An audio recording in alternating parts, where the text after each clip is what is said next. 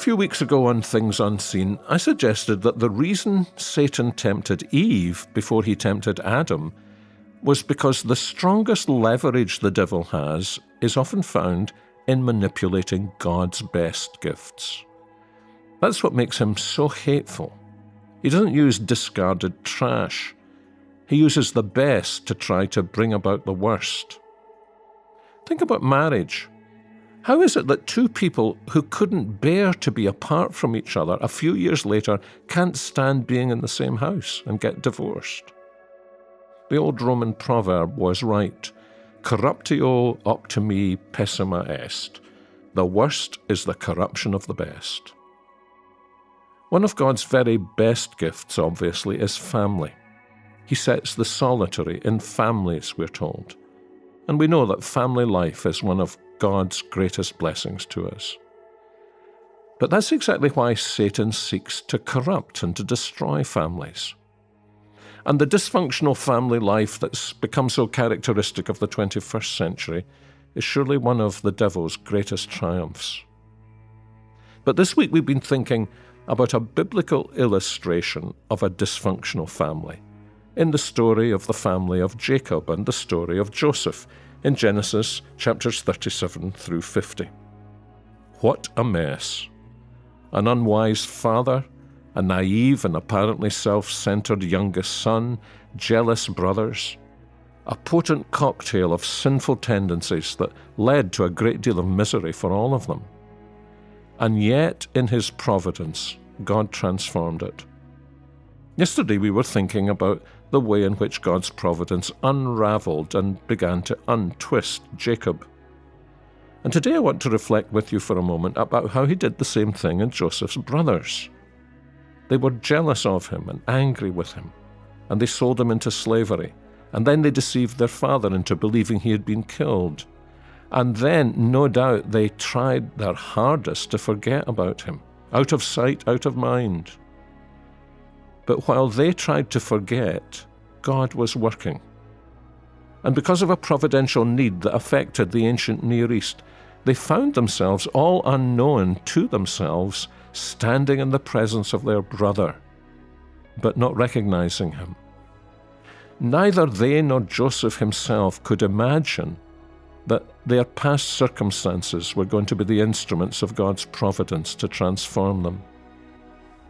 But it looks as though Joseph realized that he had come to the kingdom, Pharaoh's kingdom, but also God's kingdom, just for such a time as this. And he does some very significant things.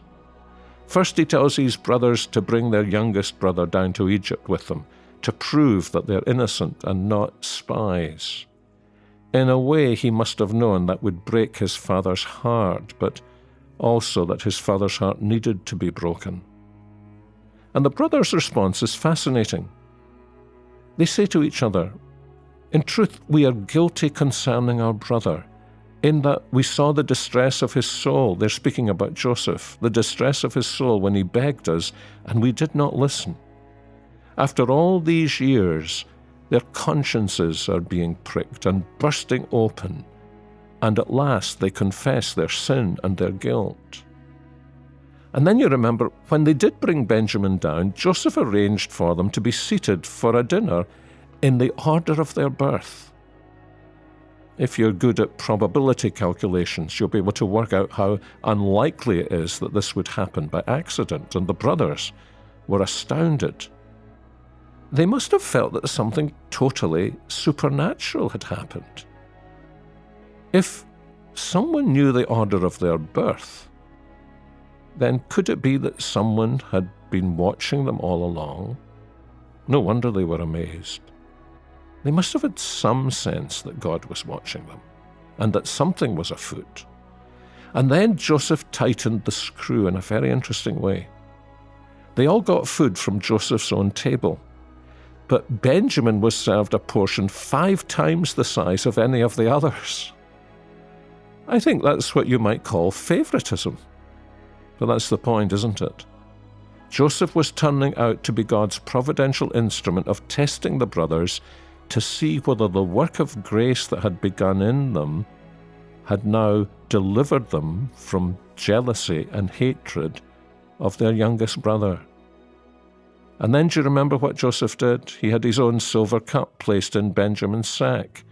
And when it was found, they were all dragged back to Egypt. What's going to happen to Benjamin? And do you remember that Judah pleaded with Joseph for mercy? Not just because of Benjamin, but because of his concern over what it would do to his father Jacob if Benjamin didn't return home. A marvelous illustration of a transformation in his heart. And then, of course, the brothers eventually find themselves being embraced by Joseph and embracing him in return and bringing Jacob and the whole family to Egypt, just as God had promised to Abraham would happen one day to his descendants. What does this part of the story teach us? It teaches us that God keeps his promises. But it also teaches us that he gives wisdom to his children to help them understand their role in his purposes. So perhaps in the midst of the confusion and sin of the world around us, instead of just complaining about it, we should be asking the Lord for wisdom to be an instrument of his providence, to bring healing and reconciliation. And yes, perhaps even to lead people to faith.